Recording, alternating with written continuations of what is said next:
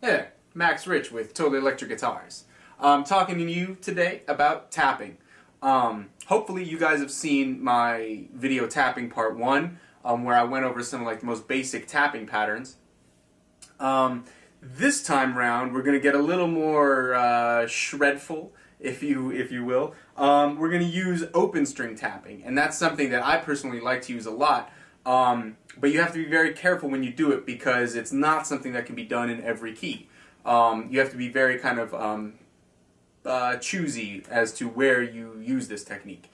And basically what it boils down to is the same idea of tapping. You know, if you're going to do a, you know, that kind of a thing, where you're basically tapping one note, pulling off, and tapping on with your left hand or your fretting hand onto another.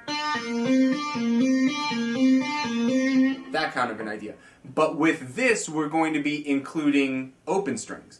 And once again, the inclusion of open strings makes it very difficult to do this in every key because you can't use all the strings or all the open strings in every key. You know, so for example, in the key of like B flat major. Okay, in the key of B flat major, you can really only use the D string and the G string because they're the only open strings that fall in that key and will sound good in that key. For example, C minor. You know, you can't use the top two strings because B and E are a half step away from B flat and E flat, which are in the key of C minor. So you have to, like I said, be really choosy as to where you employ this technique of tapping on open strings. But if you are kind of up to speed on theory, which I hope you are, because if you're checking out this lesson, you should definitely be in the advanced category. So hopefully you are aware of major, minor harmony and things like this. If you're not, go back and check out some of my lessons that I've done to help get you up to speed on chordal theory, because that really matters when you're tapping. The idea when you tap a lot of the times is to outline the chord that's being played underneath it. You know, so if you're playing over a G minor chord, you want to outline a G minor chord, you know, or G minor tapping, you know. So if you're over,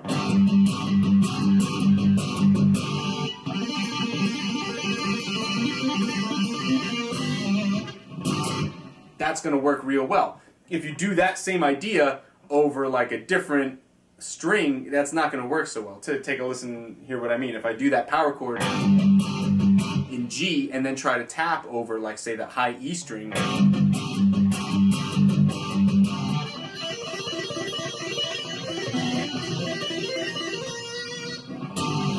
it can work, but you have to, G minor is a little different because you can use pretty much all the strings, but like I said, if I was going to do this over C minor,